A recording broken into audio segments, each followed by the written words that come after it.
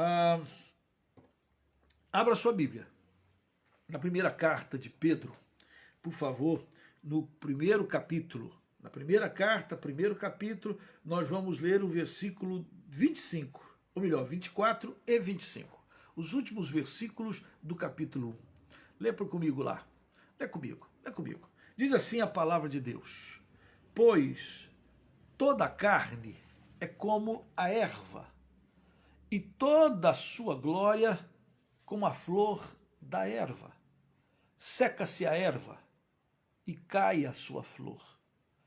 A palavra do Senhor, mas a palavra do Senhor permanece eternamente, para sempre.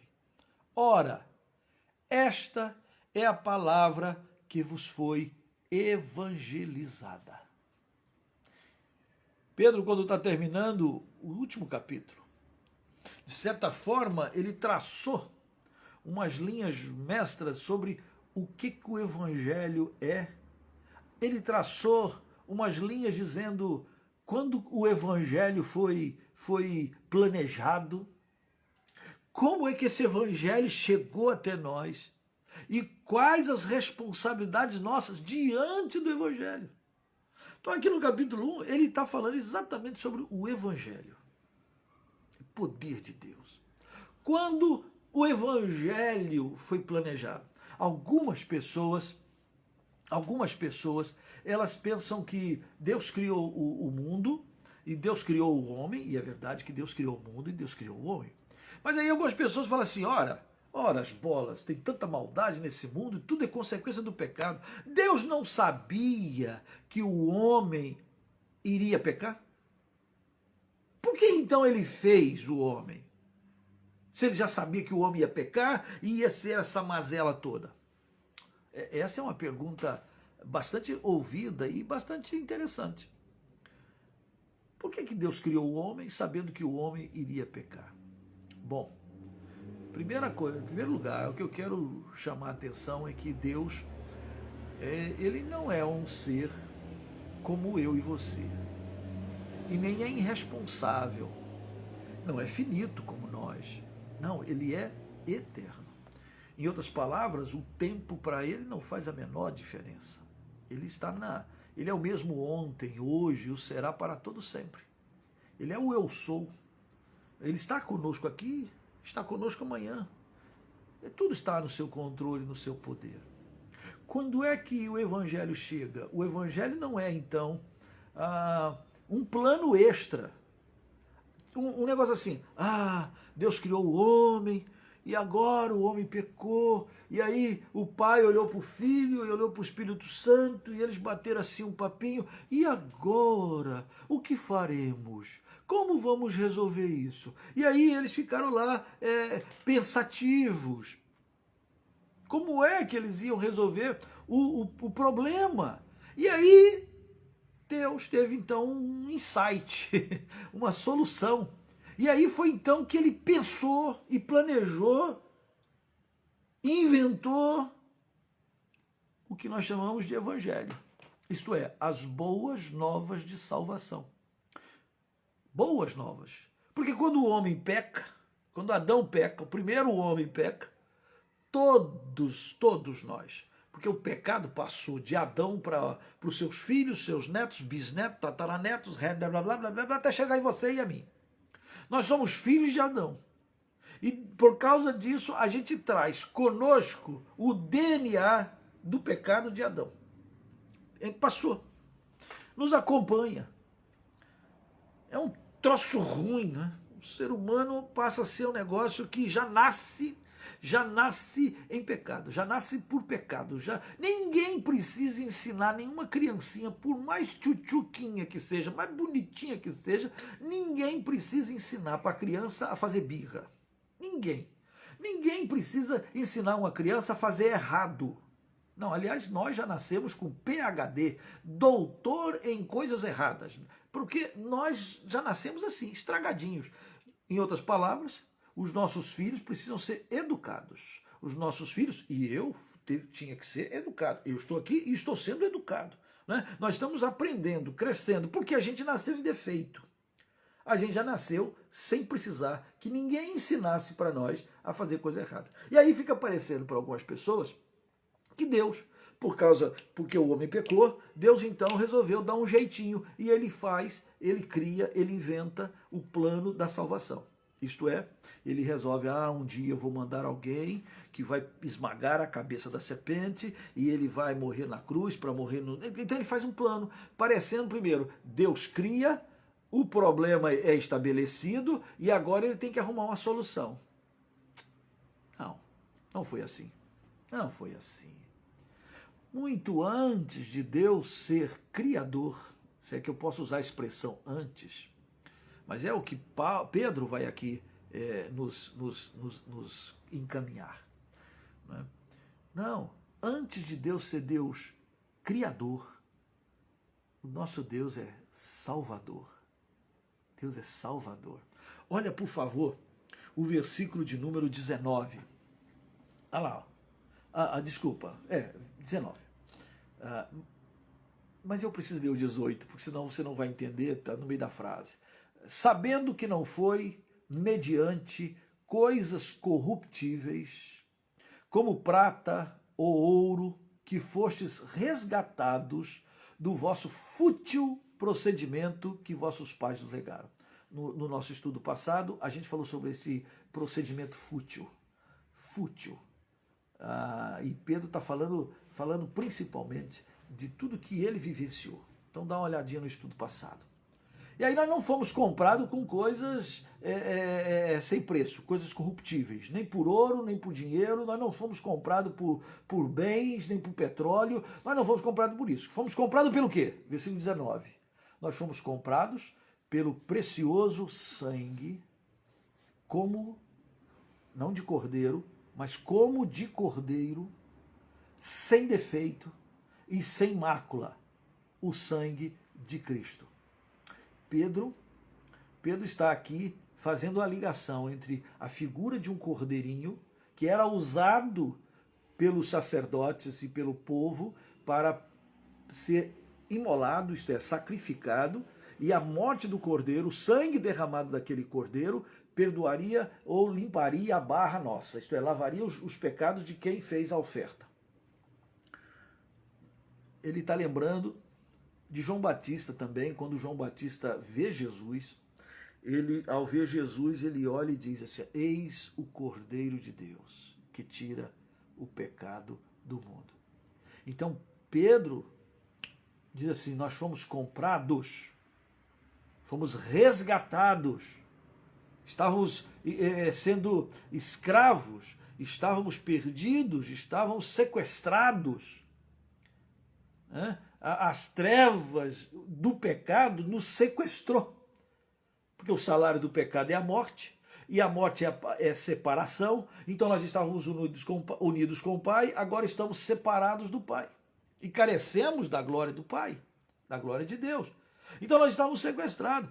Paulo vai dizer que nós andávamos segundo o curso desse mundo, que nós andávamos segundo o príncipe da potestade do ar, daquele que atua nos filhos da desobediência.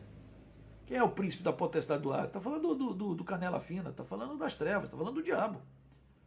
Todo aquele que não tem Jesus serve e é escravo delas, das trevas, da carne, da sua própria imoralidade, da sua própria carnalidade. Por causa do pecado. Éramos escravos, sem poder de liberdade.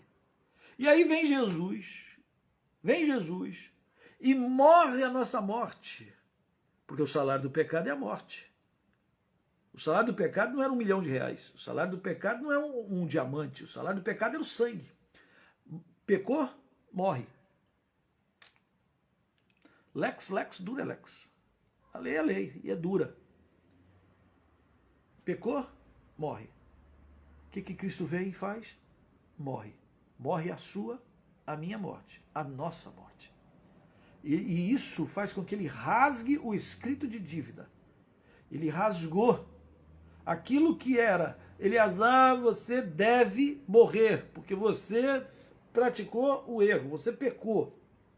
Então você tem uma dívida. Qual é a dívida? Que só pode ser paga com a morte, a tua morte. Jesus pega o meu pecado, absorve como uma esponja, suga o meu pecado, mas não só o meu, da humanidade toda, de todo aquele que crê. O sacrifício vale para todos, todos os que acreditam no amor e naquilo que Jesus Cristo fez. Jesus puxou. E aí ele olhou para mim, eu sem merecimento nenhum, você sem merecimento nenhum, ele pegou e fez assim, ó, pegou assim, imagina aqui, ó, a minha vida toda rabiscada, toda cheia de dívida, tá um escrito de dívida. E ele pegou e os teus pecados foram perdoados. A tua dívida foi liquidada. A tua promissória foi paga. E como é que foi paga? Foi paga pelo sangue precioso de Cristo Jesus. O sangue do Cristo Jesus. Esse sangue não era o sangue de um animal, não era um sangue comprado, era o próprio Deus, o Deus Todo-Poderoso, que é criador de todas as coisas. Quanto vale o sangue, a gota, um pouquinho do sangue daquele que tem o poder criador de todas as coisas, aquele que por meio do qual tudo subsiste, tudo. Hoje você respira, ó, por causa de Jesus Cristo. É Ele que dá sustentação a todas as coisas. Nele, tudo existe debaixo. Isto é, tudo só existe porque Cristo sustenta todas as coisas com a sua destra fiel. Jesus não é um homem, ou melhor, um ser que a gente vai lá e diz, hoje, você pode me ajudar? Não, ele é a razão da nossa existência, ele é a razão da existência de todo ser humano. Nem todo ser humano o adora, nem todo ser humano se prostra, nem todo ser humano diz, reina Senhor na minha vida, nem todo ser humano o glorifica, nem todo, mas eu penso que você está interessado em fazer, em adorá-lo, assim como Pedro. É disso que Pedro está falando. Aí Pedro diz aqui, ó, versículo 20, preste bem atenção o que ele diz, porque onde é que começou a salvação? Quando? Ah, foi depois que o homem pecou, então Deus... Não. Olha o versículo 20. Esse sangue de Cristo, versículo 20, conhecido com efeito antes da fundação do mundo. Opa! Deus pensou em você. Deus pensou em mim. Deus pensou em você, em nós. Ele nos amou. E o sangue de Jesus, o sacrifício de Jesus, já era conhecido antes de formar o homem, antes de haver separação entre céu e sol, lua, antes de separação entre águas, antes de terra e água, antes de tudo, na eternidade. Então eu posso afirmar que Deus, antes de ser Deus criador, Deus é Deus de salvação, Deus é Deus salvador. Então quando ele faz o homem à sua imagem e semelhança, somente um ser que é Deus tem condições de criar um outro ser à sua imagem e semelhança. Olha que coisa impressionante. Porque Deus cria os animais, Deus cria os peixes, Deus cria as aves, Deus cria. Mas nenhum deles, ele diz, à nossa imagem e semelhança. Um ser livre, inclusive para desonrar e desobedecer a Deus. Desobedecer a Deus é muito ruim. Mas multidões de pessoas vivem hoje completamente afastadas do interesse do Pai, do Criador, do sustentador de todas as coisas. Não é porque as pessoas não acreditam em Deus que Deus deixa de existir. Não é. Não é porque as pessoas deixam de orar que aí Deus perde o seu poder. Deus continua sendo o mesmo ontem, hoje e o será para todo sempre. Nós é que precisamos desesperadamente dele. E ele nos amou extremadamente. E antes de tudo, mesmo com a possibilidade do homem pecar, desse ser humano que o amava, amaria, esse ser humano que poderia adorá-lo de coração, não por obrigação, não porque tem um chip implantado, não porque o adora por um negócio, porque quer fazer negócio com Deus, não, adora porque Deus é isso, Deus é bom, Deus é amor, e tudo faz para o nosso bem. Aliás, a palavra de Deus é maravilhosa, dizendo que todas as coisas cooperam para o bem daqueles que amam ao Senhor. Que coisa preciosa Deus construiu, Deus preparou por causa do seu imenso amor. Então, antes, o evangelho é anterior. O evangelho é anterior. O evangelho não é um jeitinho de Deus. Ah, Deus inventou um plano para salvar. Poderia ter inventado outros planos. Não, Deus não é jeitinho. Não há outro nome. Por isso que Pedro escreve isso e fala isso. Não há outro nome. Nem no céu, nem na terra, nem debaixo da terra, pelo qual importa que nós sejamos salvos. O evangelho que chegou para nós, ele não começou com a queda, não, é anterior. É disso que Paulo está falando. O evangelho é essa palavra que não pode murchar, que não volta vazia, é a palavra empenhada do Deus Todo-Poderoso. Esta palavra, esse verbo, é Jesus, que permanece eternamente, ele é o Rei, ele é o Senhor. Este evangelho nós servimos e cremos, e por isso nós podemos ter uma viva esperança, isto é, uma esperança que há de se realizar, a esperança gloriosa de estarmos para sempre com ele. É a promessa dele. Quando começou esse evangelho? Lá na eternidade. Lá na eternidade. Manifestado agora. Isto é, manifestado agora, não hoje, mas há 2000 anos atrás. Mais ou menos. Quando? Quando Jesus, Paulo vai dizer, vindo à plenitude dos tempos, Deus enviou seu Filho, nascido de mulher, nascido sob a lei, para nos resgatar da maldição da lei. A lei é maldita? Não, a lei é boa. A lei é bendita, a lei é boa. Por que ela se torna maldita? Porque eu não consigo, nenhum ser humano consegue obedecê-la. Nenhum ser humano consegue cumprir toda a lei. Então aquilo que é bom, perfeito, a lei de Deus, ela passou a mim, que sou imperfeito e pecador, passou para mim não apenas como se diz, algo bom, mas passou a ser para mim algo ruim, porque eu descubro que eu não consigo cumprir. E aí a palavra de Deus aparece em tantos lugares dizendo que maldito aquele que não guardar toda a lei. Tiago diz isso. Tiago diz que, olha, aquele que vive pela lei reja por isso. Não é? E aí ele não mata, não rouba, mas ele faz acepção de pessoas. Rapaz, Tiago está dizendo que se eu fizer, eu posso não matar, não roubar, não adulterar, não mentir, não furtar, não ter dinheiro roubado e corrupto na cueca. Eu posso ser um cara que não avança o sinal vermelho, mas se eu faço acepção de pessoas, um pedacinho da lei, mas um pedacinho, uma acepçãozinha. Quem não faz acepção? Todo mundo faz. Quem tem hora que considera uma pessoa mais importante do que outra? Quem? Eu, hein? Às vezes a pessoa entra na igreja, e quem é essa pessoa? A gente já se afasta. A gente já se esconde. Quem não faz acepção de pessoas? Ora as bolas, se eu faço acepção de pessoas, eu faço. Né? É um pecado.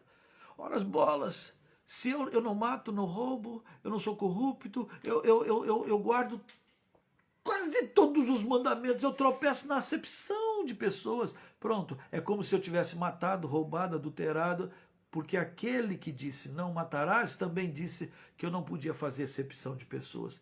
Ou então a lei que é boa pega em mim, que sou mau, isto é, nos meus membros, nos seus membros. Estou falando de nós. Todos nós somos pecadores. E nós não conseguimos fazer o bem. Não há um justo, nenhum sequer. Não há quem agrade a Deus. Não há quem faça o bem. Não há quem cumpra a lei. Todo mundo que vivia debaixo da lei está debaixo dessa maldição. Por quê? Porque a lei não salva. A lei avulta o pecado. E sabe o que é isso? A lei faz o pecado aparecer. Eu não saberia que fazer acepção de pessoas era pecado se a lei não dissesse. Eu não sabia que adulterar era pecado se a lei não revelasse. Eu não sabia que comer muito é pecado porque se a lei não falasse. Então, como a lei vem e diz, isto é pecado, e é pecado, gente, não é porque Deus é malvadinho. Isto é, Deus falou assim, eu vou botar umas leis aí duras para saber se esse povo vai cumprir, vai me obedecer ou não. E aí Deus inventou umas leis bravas, difíceis. Amados, toda a lei de Deus é boa para nós. Pensa comigo. Pensa comigo. Não matarás. É uma lei boa ou uma lei ruim? Não matar. Eu não quero que ninguém me mate. Eu não mato ninguém.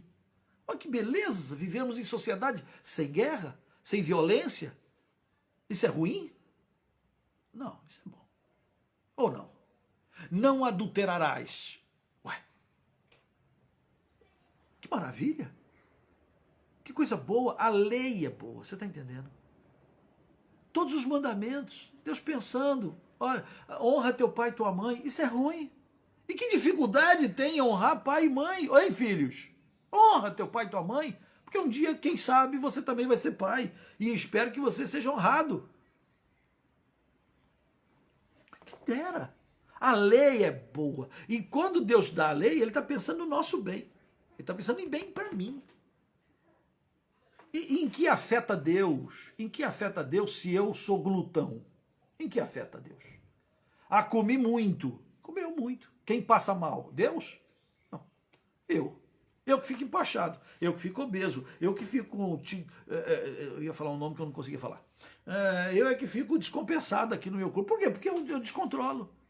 Aí Deus já sabe que aquilo faz mal. Deus já sabe que aquilo não vai dar certo. Deus já sabe que se você olhar com intenção impura para uma outra mulher ou para um homem, você adulterou no coração. Se você odiar o seu irmão ou uma pessoa, você também já é assassino. Deus já sabe disso e sabe que isso não é bom para você, nem para mim, nem para ninguém.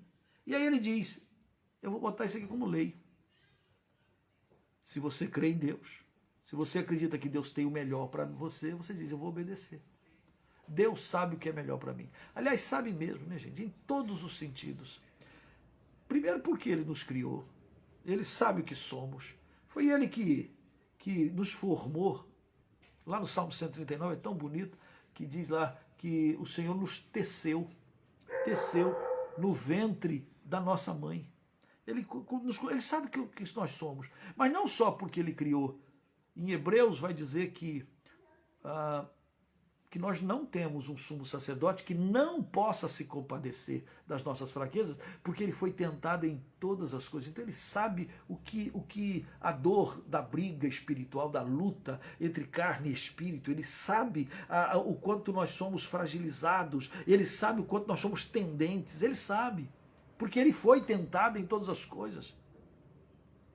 Em outras palavras, o autor aos Hebreus está dizendo, nós temos um sumo sacerdote, Jesus Cristo. Esse Senhor Jesus, ele sabe o que é padecer, ele sabe o que é ser tentado em todas as coisas. Então ele nos conhece até quando a gente está para cair, até quando a gente está para esmorecer, desanimar. Ele sabe o que é angústia, ele sabe o que é aperto, ele sabe o que é ser desprezado, ele sabe o que é ser humilhado, ele sabe. E não pecou. E nos amou. E nos conhece tão profundamente.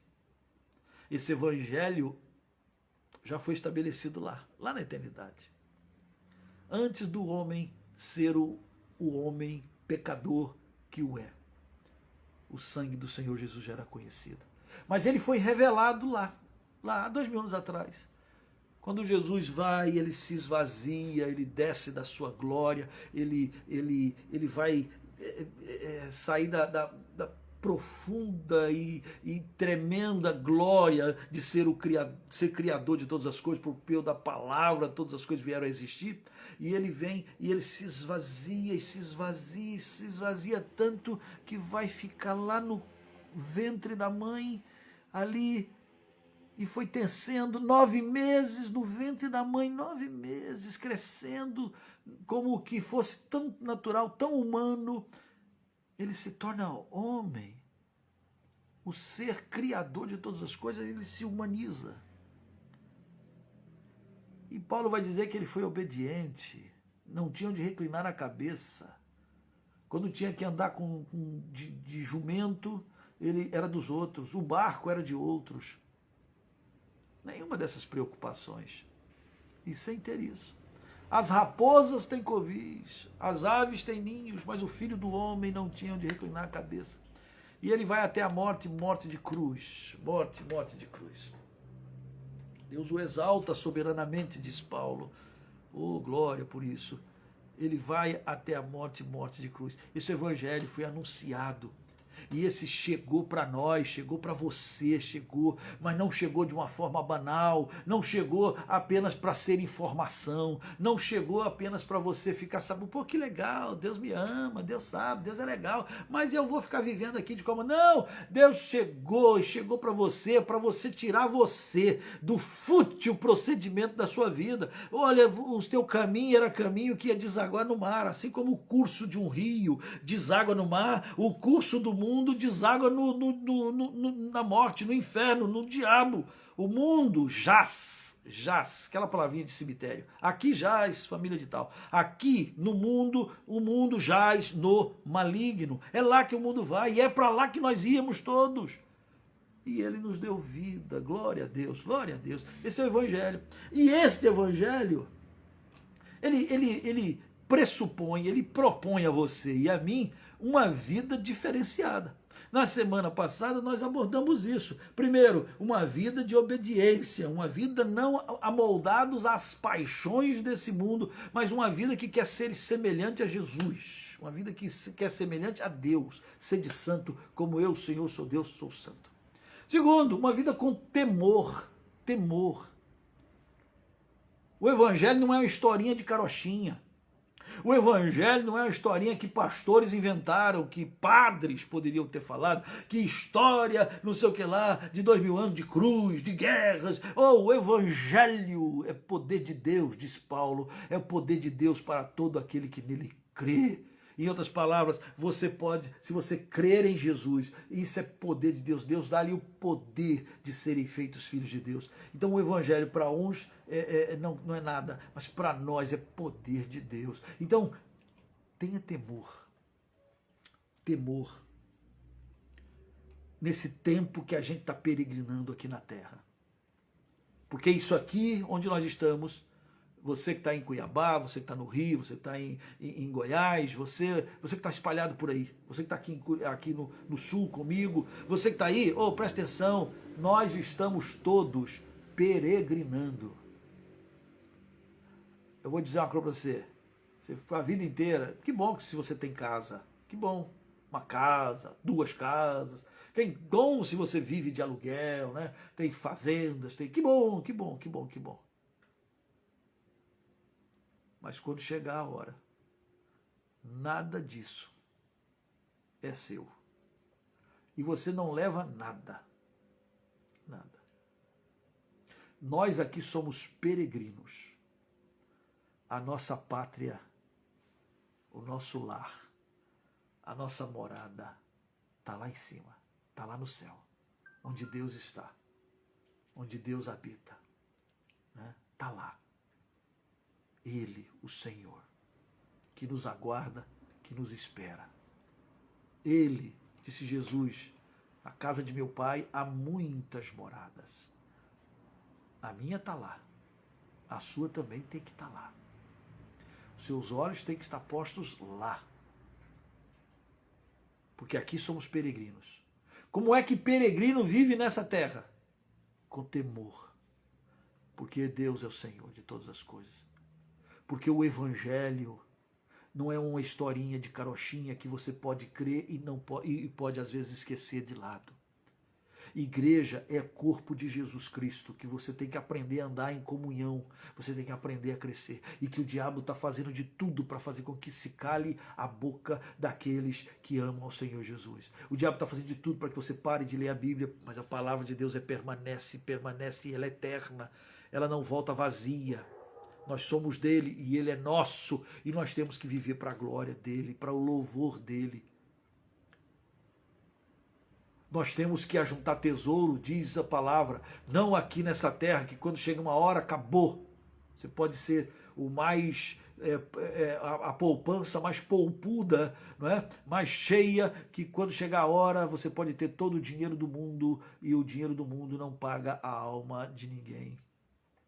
No entanto, a palavra de Deus diz que a gente deve ajuntar tesouros lá, onde a traça e a ferrugem não corroem, onde os ladrões não escavam, não minam, não roubam. Uau! É para lá que nós vamos. E é daqui que a gente faz o que vamos ter lá também. E Deus já tem preparado tudo, porque Ele nos ama. E é graça sobre graça. Então como é que eu vivo aqui hoje ainda? Com temor. Eu vivo hoje com temor. Mas não é só isso aí, eu quero chamar a atenção de você. Olha só, versículo de número 22, versículo de número 20, capítulo 1, versículo 22, diz assim, ó: tendo purificado a vossa alma pela obediência à verdade. Eu sei a verdade, eu ouvi a verdade, eu criei no Evangelho. Eu ouvi, eu sei que o meu Redentor vive. Eu sei que Deus me amou e planejou e preparou todas as coisas, mesmo quando eu estava lá na esbórnia, no pecado. Quando você vivia lá na prática deliberada da maldade, do pecado, Deus já tinha um plano para você, para mim.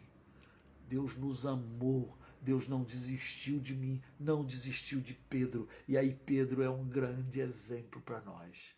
Não desistiu de Pedro. Também não desistiu de mim. E já tinha um plano. Ele já sabia. E Deus nos buscou, me buscou, te buscou. E aí eu ouvi e eu obedeci. Eu me rendi, você se rendeu, você se entregou, você confiou. Diz o texto que nós estamos lendo. Ele nos purificou. Ele nos purificou. Porque cremos. Porque ouvimos e obedecemos. Filho meu, dá-me o teu coração. Sim, Senhor, toma o meu coração. Filho meu, buscar-me-eis e me achareis quando me buscar de todo o coração. Sim, Pai, eu estou buscando o Senhor de todo o seu coração, do meu coração. E eu vejo porque Deus se revela. Está cansado e sobrecarregado? Vinde a mim e eu vos aliviarei. Sim, Senhor, eu estou cansado e sobrecarregado. E eu recebo o alívio. Eu ouvi e eu atendi. Eu obedeci. Eu criei. Eu me rendi. E aí diz o texto, a minha alma foi purificada. Interessante, o apóstolo João, ele diz lá na sua carta, se confessarmos os nossos pecados, ele é fiel e justo para nos perdoar e nos purificar de toda injustiça. Eu ouvi e entendi que Jesus veio por mim, pecador. Tem um certo momento na história de Jesus que ele vai chegando em Jerusalém e o pessoal canta lá para ele, estende mantos. Hosana, Hosana, bendito que vem o nome do Senhor. Aí Jesus começa a falar que ele está muito angustiado. Muito angustiado. Porque ele olha para Jerusalém, sabe que dali a pouco é a Páscoa e ele sabe o que vai acontecer e ele diz que ele está muito angustiado. E aí ele mesmo fala assim, o que eu vou fazer? Eu vou pedir ao Pai para ele me livrar disso? Mas foi exatamente para este momento que ele veio. Quer dizer, desde a eternidade, A cruz foi planejada. Desde a eternidade, o plano para cumprir a justiça, aplacar a ira,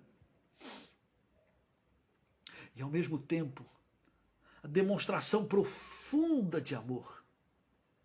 O amor e a justiça se encontram.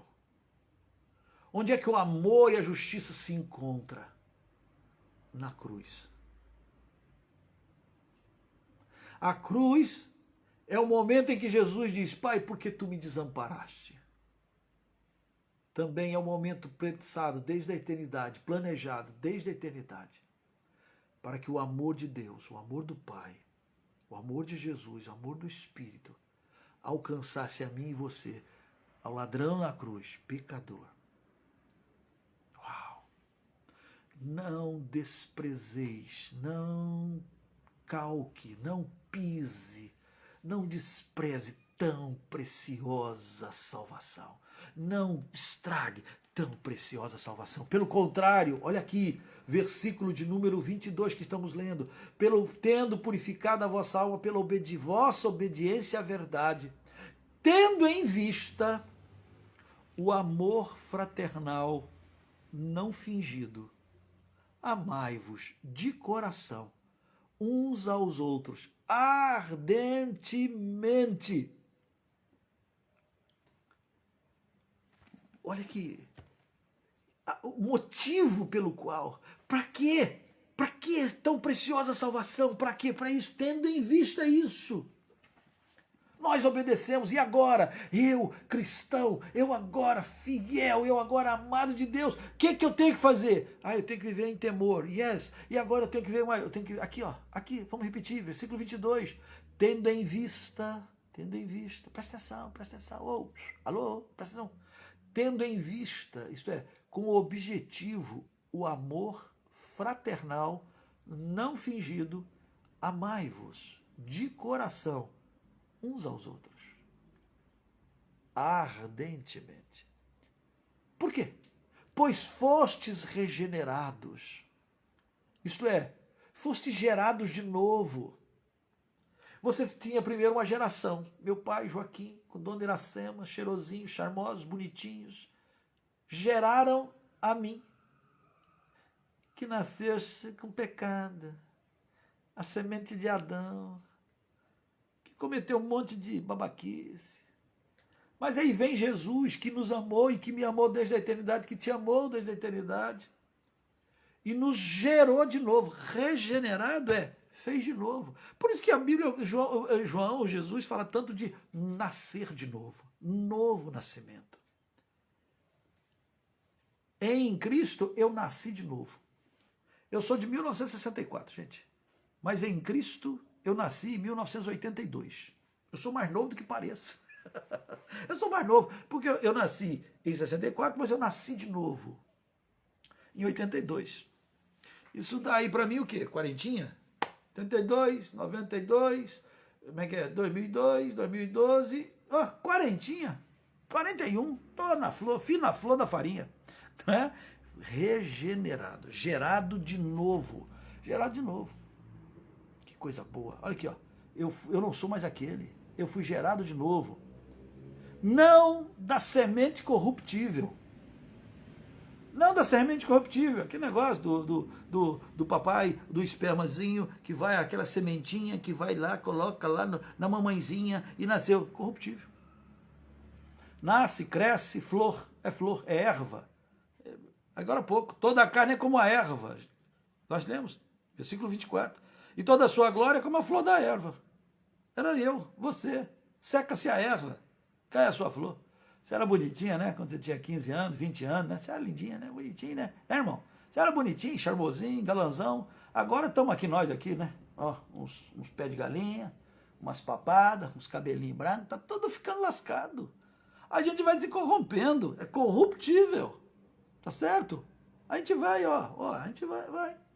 Não, agora não. Agora nós não fomos gerados de semente corruptível, mas incorruptível.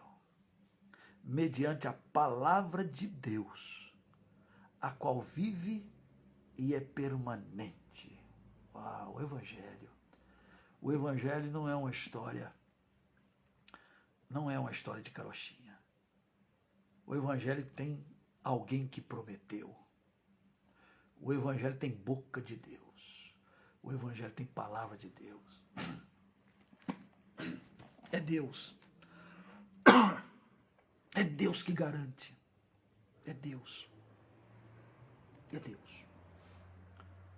Então, se ele olhou para mim, para você, e disse assim, tu és meu filho, eu hoje te gerei. Ou, tu és meu filho, eu hoje te regenerei. Este é o Evangelho. É poder de Deus para a salvação de todo aquele que nele crê. Então, o que eu quero dizer para você é, aguenta. O que eu quero dizer para você é, obedeça a palavra. O que eu quero dizer para você é, tenha temor. Deus está aqui. Deus está aí com você. Deus está aí. Feche teus olhos e ore. Quando terminarmos aqui, gaste um tempinho aí com Ele. Um tempinho, olha aqui. Que coisa já diminuindo a gloriosa presença do Senhor. Gaste um tempo com Ele. Gaste um tempo, porque Ele te amou desde a eternidade. Quando muitos pensavam, Deus falhou, o homem desobedeceu, Deus perdeu o controle, Deus nunca perdeu o controle. Assim como Ele nunca perderá o controle sobre a sua vida e sobre a minha vida. Os seus planos hão de se cumprir, os seus projetos vão acontecer, aquilo que Deus diz há de acontecer. Ele é Senhor absoluto, Ele não perdeu o controle do homem lá quando Adão pecou, e ele já sabia que o segundo Adão, isto é, Jesus Cristo, já viria, e foi para esse fim, desde a eternidade, foi para aquele fim. E naquele momento em que Jesus vai enfrentar a morte, ele está angustiado, angustia tanto, que quando chega na noite em que ele vai ser preso, ele vai orar lá no Getsemane. Você sabe da história. E Lucas vai dizer que naquele momento de agonia, o suor de Jesus, a agonia era tão profunda que o suor se transformava em sangue. Esse é o sangue precioso que te comprou. Não despreze. Não abandone Jesus. Não abandone o seu corpo, que é a igreja, o corpo de Cristo. Não abandone a sua palavra. Ah, estou cansado, não entendo a Bíblia. Alô? A fé vem por ouvir e ouvir a palavra. Continue, medite, cresça, desenvolva. Essa salvação chegou, trazendo viva esperança. Então ame, cultive amor. Treine amor. Amar é fazer o bem, gente. Amar é obedecer. Amar não é aquela sensação simples romântica. Não, amar é... Se teu inimigo tiver fome, dá-lhe de comer. Se tiver sede, dá-lhe de beber. Coloque brasas vivas. Faça o bem. Mesmo quando você recebe o mal. Faça o bem. Tão difícil? Sim, é difícil. É pelo poder do Espírito Santo que produz em nós amor, é fruto. Então que Deus te abençoe, que Deus te fortaleça, que você não desista.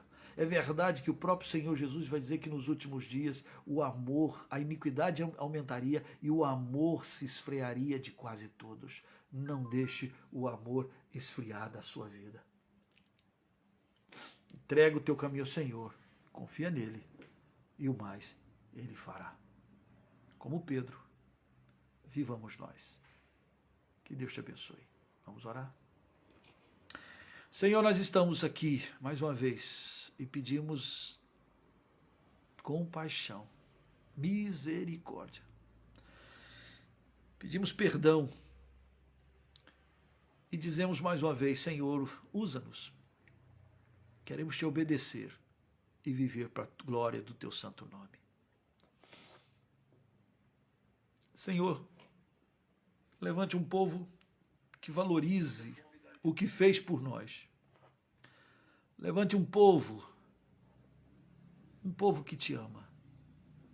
um povo que tem honra e respeito ao Senhor, tem temor ao Senhor. Um povo disposto a obedecer tua voz e viver para a glória do teu santo nome. Assim pedimos o teu perdão, a tua graça, em nome de Jesus. Amém. Amém. Que Deus te abençoe, que Deus te fortaleça, que Deus te dê a graça de perseverar, de ficar firme, porque vale a pena. Vale a pena. Vale a pena servir ao Senhor Jesus. Deus te abençoe, ore por nós, ore pela missão, Projeto Zero, ajude-nos em oração, clamor. Você também pode, se você ainda não se inscreveu na nossa página lá no YouTube, entra lá, digita lá o nosso nome e se inscreva.